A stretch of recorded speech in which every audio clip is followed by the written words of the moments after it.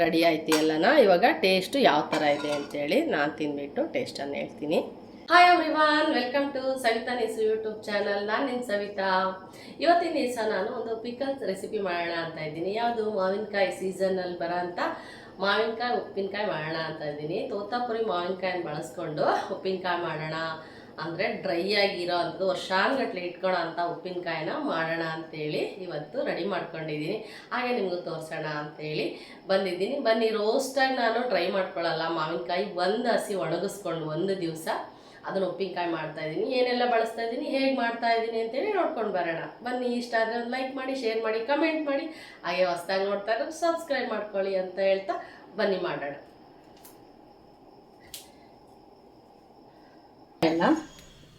ಒಂದು 7-8 ಹಸಿ ಮಾವಿನಕಾಯನ್ನು ಇಟ್ಕೊಂಡಿದ್ದೀನಿ. ಇದು ತೋತಾಪುರಿ ಕಾಯಿ ಅಂತ ಹೇಳ್ತಾರೆ ಇವನ್ನ.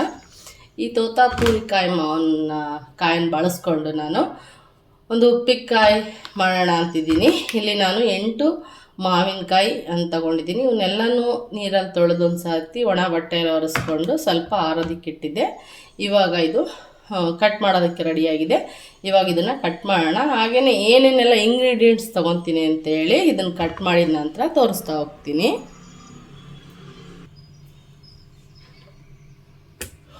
ಇವಾಗ ಒಂದೊಂದು ಏನಾದರೂ ವೇಸ್ಟ್ ಎಲ್ಲ ಇದ್ದರೆ ಮಾಡಿದರೆ ಎಲ್ಲನೂ ನೀಟಾಗಿ ತಕ್ಕೊಂಡು ಕಟ್ ಮಾಡ್ಕೊಳ್ಳೋಣ.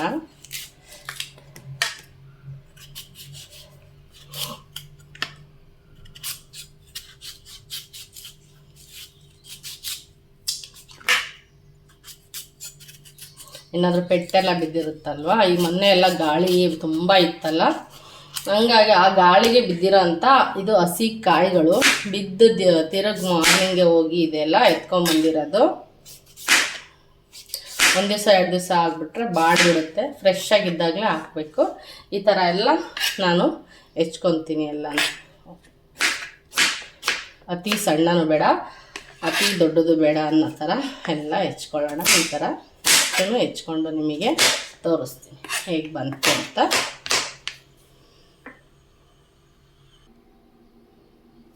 ನೋಡಿ, ಈ ರೀತಿಯಾಗಿ ನಾವು ಕಟ್ ಮಾಡ್ಕೋಬೇಕಾಗುತ್ತೆ. 1 ಇಂಚಷ್ಟು ಮಾಡ್ಕೋಬೇಕು. ಅತಿ ದೊಡ್ಡದಾದ್ರೂ ಚೆನ್ನಾಗಿರಲ್ಲ, ಅತಿ ಚಿಕ್ಕದಾದ್ರೂ ಚೆನ್ನಾಗಿರೋದಿಲ್ಲ. ಹಾಗಾಗಿ ನಾನಿಲ್ಲಿ ಇಷ್ಟು ಈ ರೀತಿಯಾಗಿ ಕಟ್ ಮಾಡ್ಕೊತಾ ಇದ್ದೀನಿ. ನೋಡಿ, ಫ್ರೆಶ್ ಆಗಿರುವಾಗಲೇ ಕಟ್ ಮಾಡಿ ಹಾಕ್ಬಿಡ್ಬೇಕು. ಚೆನ್ನಾಗಿರುತ್ತೆ ಉಪ್ಪಿನಕಾಯಿ. ವರ್ಷಾನುಗಟ್ಲೆ ಇಟ್ಕೊಳ್ಳೋ ಅಂಥ ಉಪ್ಪಿನಕಾಯಿನ ನಾನು ಮಾಡ್ತಾಯಿದ್ದೀನಿ.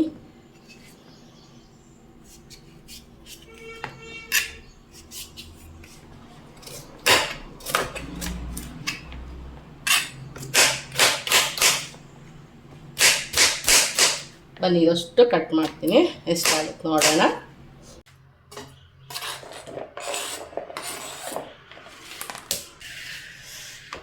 ಬನ್ನಿ, ಇವಾಗ ಮಾವಿನಕಾಯಿ ಎಲ್ಲ ಕಟ್ ಮಾಡಿ ಇಟ್ಕೊಂಡಿದ್ದೀನಿ.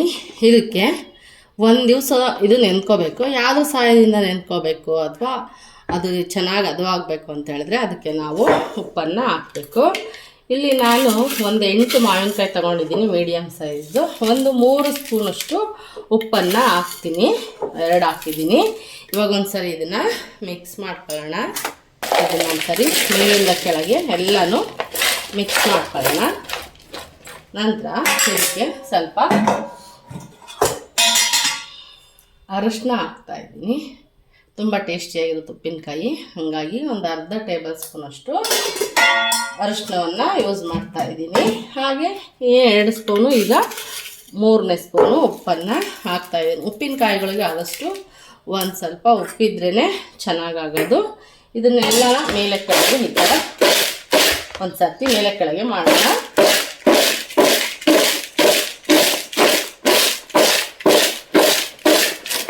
ಇವಾಗ ಇದನ್ನು ರಾತ್ರಿ ನಾವು ಬೆಳಗ್ಗೆ ನಾನು ಇವಾಗ 11 ಗಂಟೆ ಹಂಗೆ ಹೆಚ್ಚಿದ್ದೀನಿ. ಇದಷ್ಟನ್ನು ಇದು ರಾತ್ರಿ 10:30 ಮಲಗ್ತೀವಲ್ಲ, ಆ ಟೈಮ್ನಾಗೆ ಬಸೆ ಹಾಕೋಣ. ರಾತ್ರಿ ಹೊತ್ತು ಮಾಡಿದರೆ ಓವರ್ ನೈಟ್ ಇರಬೇಕು. ನಾನು ಇವಾಗ ಬೆಳಗ್ಗೆನೇ ಕಟ್ ಮಾಡೋದ್ರಿಂದ ರಾತ್ರಿ ಬಸೆ ಹಾಕಿಟ್ಟು ಬೆಳಗ್ಗೆ ಇದನ್ನು ಬಿಸಿಲಿಗೆ ಹಾಕ್ತೀನಿ. ಈ ರೀತಿಯಾಗಿ ಕಟ್ ಮಾಡ್ಕೋಬೇಕಾಗುತ್ತೆ. ಎಲ್ಲ ಚೆನ್ನಾಗಿ ಉಪ್ಪು ಹಚ್ಕೊಂಡು ಇದೆಲ್ಲ ನೀರು ಬಿಟ್ಕೊಳ್ಳುತ್ತೆ, ಉಪ್ಪು ಹಿಡಿಯುತ್ತೆ ಎಲ್ಲನ. ನೋಡೋಣ ಹೇಗೆ ಬರುತ್ತೆ ಅಂತೇಳಿ ನಾನು ನಿಮಗೆ ತೋರಿಸ್ತೀನಿ. ಇದಕ್ಕೆ ನಾನು ಲಿಡನ್ ಕ್ಲೋಸ್ ಮಾಡಿ ಪಕ್ಕಕ್ಕೆ ಎತ್ತಿಡ್ತೀನಿ. ನೋಡಿ ಈ ಥರ ಆಗುತ್ತೆ. ಇಷ್ಟು ಮಾವಿನಕಾಯಿ ಆಗಿದೆ. ಇದಕ್ಕೇನೆಲ್ಲ ಮಸಾಲೆ ಬೇಕು ಅಂತೇಳಿ ಮುಂದೆ ಹೇಳ್ತಾ ಹೋಗ್ತೀನಿ.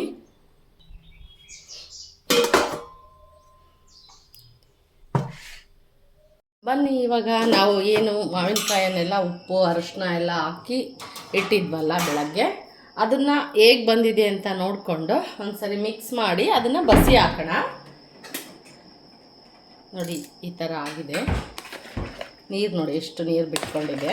ಇವಾಗ ಈ ನೀರನ್ನು ನಾವೆಲ್ಲ ಸೋಸ್ಕೋಬೇಕು. ಆ ನೀರನ್ನು ಏನು ಮಾಡ್ತೀನಿ ಅಂತ ಮುಂದೆ ವಿಡಿಯೋನ ನೋಡ್ತಾ ಗೊತ್ತಾಗುತ್ತೆ ನಿಮಗೆ. ಇವಾಗ ನಾನು ಈ ಒಂದು ಸ್ಟ್ರೈನರ್ ತಗೊಂಡು ಮಾವಿನಕಾಯನ್ನ ಬಸಿ ಇಟ್ಕೊಳ್ತೀನಿ.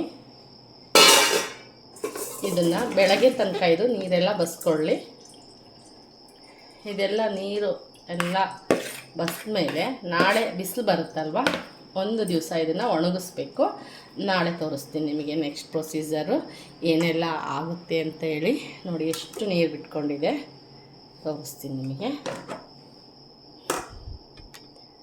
ನೋಡಿ ಎಷ್ಟು ನೀರಿದೆ ನೋಡಿ. ಒಂದು ಟೀ ಗ್ಲಾಸ್ಗಿಂತ ಸ್ವಲ್ಪ ಜಾಸ್ತಿನೇ ನೀರನ್ನು ಬಿಟ್ಕೊಂಡಿದೆ. ಇನ್ನೂ ಅದೆಲ್ಲ ಇಳ್ಕೊಳ್ಳುತ್ತೆ. ಬೆಳಗ್ಗೆ ಅನ್ನೋ ಅಷ್ಟೊತ್ತಿಗೆ ಇದರಲ್ಲಿರೋ ನೀರಿನ ಅಂಶ ಎಲ್ಲ ಇದರೊಳಗೆ ಬಂದಿರುತ್ತೆ. ನೆಕ್ಸ್ಟು ಇದನ್ನು ಏನು ಮಾಡ್ತೀನಿ ಅಂತೇಳಿ ತೋರಿಸ್ತಾ ಹೋಗ್ತೀನಿ ನಾನು ನಿಮಗೆ. ಬನ್ನಿ, ಇದಕ್ಕೆ ಒಂದು ಪ್ಲೇಟನ್ನು ಮುಚ್ಚಿಬಿಟ್ಟು ಇಡೋಣ. ನೀರೆಲ್ಲ ಇಳ್ಕೊಳ್ಳಿ ಬೆಳಗ್ಗೆ ತನಕನೂ. ನೋಡ್ತಾ ಇರ್ಬೋದು ನೀವು, ನಾನಿಲ್ಲಿ ಬಿಸಿಲಿಗೆ ಮಾವಿನಕಾಯನ್ನು ಒಣಗಾಕ್ತಾ ಇದ್ದೀನಿ. ಅಂಗಳದಲ್ಲೇ ಹಾಕ್ತಾಯಿದ್ದೀನಿ. ಟೆರೆಸ್ ಮೇಲೆ ಹೋಗಲಿಲ್ಲ ನಾನು. ಇಲ್ಲೇ ಬಿಸಿಲಿಗೆ ಆರ್ಕೊಳ್ಳಿ. ಇದು ಒಂದು 2:30-3 ಗಂಟೆ ತನಕ ಸ್ವಲ್ಪ ಬಿಸಿಲಿರುತ್ತೆ. ನಾನಿಲ್ಲಿ 10:30-10 ಗಂಟೆ ಹಂಗೆ ನಾನು ಎಲ್ಲ ಬಿಸಿಲಿಗೆ ತೆಳ್ಳಗೆ ಹರಡ್ತಾ ಇದ್ದೀನಿ. ಅಷ್ಟು ಒಣಗಿದರೆ ಸಾಕು. ಒಂದು ಒಣಗಲು ಸ್ವಲ್ಪ ಹಸಿಯಾಗಿರುವಾಗಲೇ ಹಾಕ್ತಾಯಿದ್ದೀನಿ ಉಪ್ಪಿನಕಾಯಿ. ಟೇಸ್ಟಿಯಾಗಿರುತ್ತೆ, ಸಾಫ್ಟಾಗಿರುತ್ತೆ ಅಂತ ಹೇಳ್ಬಿಟ್ಟು. ನೋಡಿ ಈ ಥರವಾಗಿ ಒಣ ಹಾಕ್ಕೋಬೇಕು. ಗಾಳಿ ಧೂಳು ಕಲ್ಲು ಮಣ್ಣು ಬೀಳಬಾರ್ದು ಉಪ್ಪಿನಕಾಯಿಗೆ. ಮತ್ತೆ ಆಮೇಲೆ ತೊಳೆಯೋಕ್ಕಾಗೋದಿಲ್ಲ ಅದನ್ನು.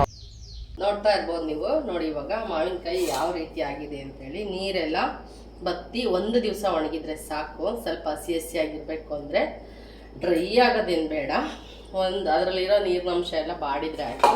ನೋಡಿ ಈ ಥರ ಬೇಸನ್ಗೆ ಹಾಕ್ಬಿಟ್ಟು ನಾವು ಇದಕ್ಕೆ ಎಲ್ಲ ಮಸಾಲೆಗಳನ್ನ ಹಾಕೋಣ. ಇವಾಗ ನೋಡಿ ತುಂಬಿತ್ತು ಬೇಸನ್ನು, ಇಷ್ಟ ಆಗಿದೆ. ನೀರೆಲ್ಲ ಹಿಂಗಿ ಒಂದು ಬಿಸಿಲಿಗೆ ಒಣಗಿದೆ. ಇವತ್ತು ಒಂದಿನ ಅಷ್ಟು 10 ಗಂಟೆಗೆ ಹಾಕಿದ್ದೆ. 5 ಗಂಟೆ ಅಥವಾ 4 ಗಂಟೆ ಹಂಗೆ ತೆಗೆದೆ. ಸ್ವಲ್ಪ ನೆರಳು ಬಂದಿತ್ತಾಗಲೇ, ಹಂಗಾಗಿ ಈ ಥರ ಆಗಿದೆ. ಇನ್ನೂ ಸ್ವಲ್ಪ ಬಿಸಿಲಿತ್ತು ಅಂದರೆ ಇನ್ನೂ ಸ್ವಲ್ಪ ಡ್ರೈ ಆಗುತ್ತೆ. ಸಾಕು ನನಗಿಷ್ಟೇ ಅಂತ ಹೇಳ್ಬಿಟ್ಟು ಎತ್ಕೊಂಡಿದ್ದೀನಿ ನಾನು. ಇವಾಗ ನಾನು ಈ ಮಾವಿನಕಾಯಿಗೆ ಆಲ್ರೆಡಿ ನಾನು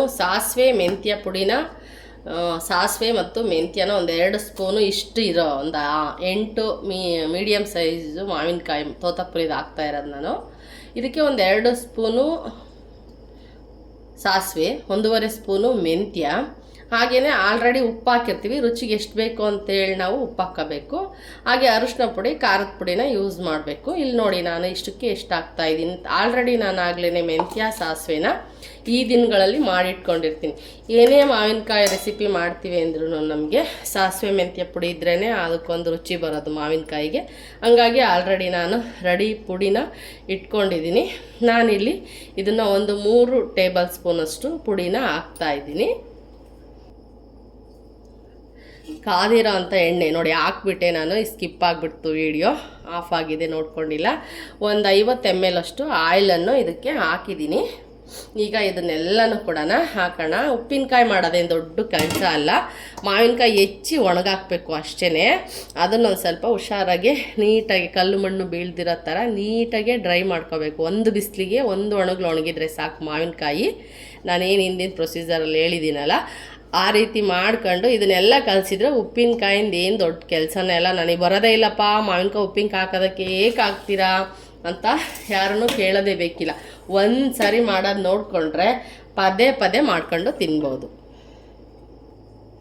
ನೋಡಿ ಇಷ್ಟೇ ಇದೆಲ್ಲ ಒಂದ್ಸರಿ ಮಿಕ್ಸ್ ಮಾಡೋಣ. ಆದರೆ ನೀವು ಇನ್ನೊಂದು ಕೆಲಸ ಮಾಡಬೇಕು. ಇದು ಏನು ಮಾಡಬೇಕಾದ್ರೂ ನೀರಿನ ಅಂಶ ಮಾತ್ರ ತಾಗಿಸೋ ಹಾಗೇ ಇಲ್ಲ ಇದಕ್ಕೆ. ಯಾಕೆ ಗೊತ್ತಾ, ವರ್ಷಾನುಗಟ್ಲೆ ಇಟ್ಕೊಳ್ಳೋ ಉಪ್ಪಿನಕಾಯಿ ನೀವು ಕೆಳಗಾದರೂ ಇಟ್ಕೋಬೋದು, ಫ್ರಿಜ್ಜಲ್ಲಾದರೂ ಇಟ್ಕೊಂಡ್ರೆ ಮತ್ತೆ ತೆಗೆದು ಕೆಳಗಿಟ್ರೆ ಮತ್ತೆ ಹಾಳಾಗ್ಬಿಡುತ್ತೆ. ಯಾವಾಗಲೂ ಫ್ರಿಜ್ಜಲ್ಲೇ ಇಡಬೇಕು. ಇಲ್ಲ ಅಂದರೆ ಯಾವಾಗಲೂ ಹೊರಗೆ ಇಡ್ರಿ.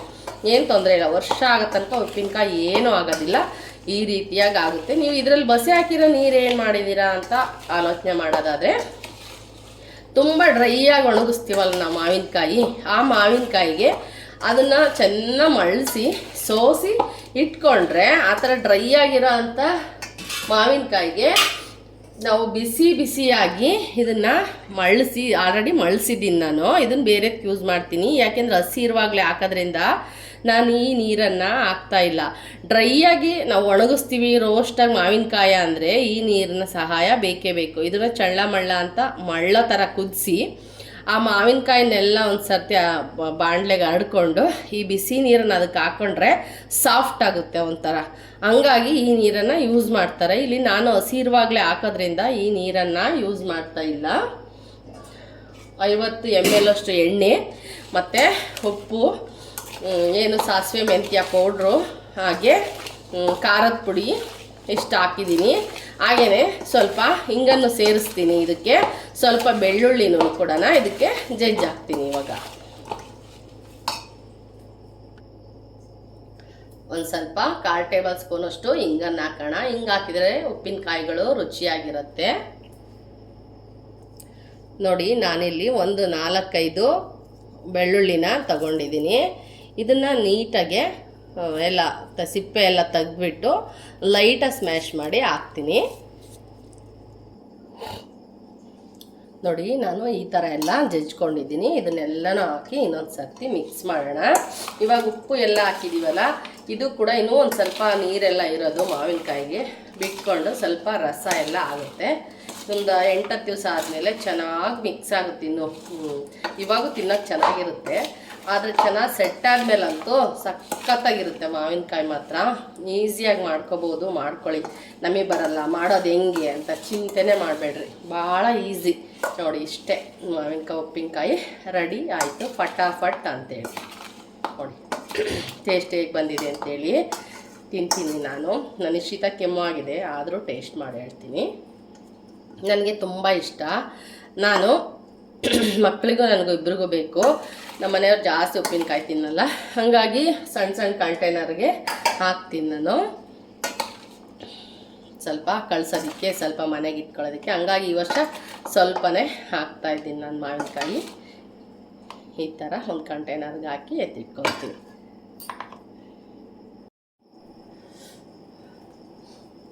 ಬನ್ನಿ ಇವಾಗ ಟೇಸ್ಟು ಹೇಗೆ ಬಂದಿದೆ ಅಂತ ನೋಡೋಣ. ನನಗೆ ಮಾವಿನಕಾಯಿ ಉಪ್ಪಿನಕಾಯಿಗಳೇ ಇಷ್ಟ, ಅದರಲ್ಲೂ ಮಾವಿನಕಾಯಿ ತುಂಬಾ ಇಷ್ಟ. ಆದರೆ ಶೀತ ಕೆಮ್ಮು ಆಗಿದೆ ಆಲ್ರೆಡಿ ನನಗೆ. ಆದರೂ ಒಂದು ಪೀಸು ಟೇಸ್ಟನ್ನು ತಿಂದು ನಾನು ಹೇಳ್ಬೇಕಲ್ವಾ, ಹಂಗಾಗಿ ಹೇಳ್ತಾ ಇದ್ದೀನಿ. ಸಣ್ಣ ಪೀಸ್ ಹುಡ್ಕೊಂಡಿದ್ದೀನಿ.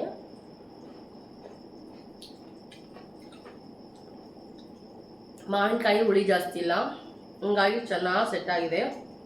ಇನ್ನೂ ಒಂದು 4 ದಿವಸ, ಒಂದು 10 ದಿವಸ ಕಳಿತ್ರೆ ತುಂಬಾ ಚೆನ್ನಾಗಾಗುತ್ತೆ. ನಿಮಗೆ ಎಣ್ಣೆ ಬೇಕಂದ್ರೆ ಇನ್ನೊಂದು ಸ್ವಲ್ಪ ಹಾಕೋಬೋದು. ನಾನಿಲ್ಲಿ ಒಂದು 50 ml ಅಷ್ಟೇ ಹಾಕಿದ್ದೀನಿ. ನೋಡಿ, ತುಂಬ ಚೆನ್ನಾಗಿದೆ. ಮಾಡ್ಕೊಳ್ಳಿ, ಈಸಿಯಾಗಿರುತ್ತೆ ಅಂತ ಹೇಳ್ತಾ ನೆಕ್ಸ್ಟ್ ವಿಡಿಯೋದಲ್ಲಿ ನಾನು ನಿಮ್ಮ ಜೊತೆ ಸಿಗ್ತೀನಿ. ಬಾಯ್, ಮತ್ತೆ ಸಿಗೋಣ.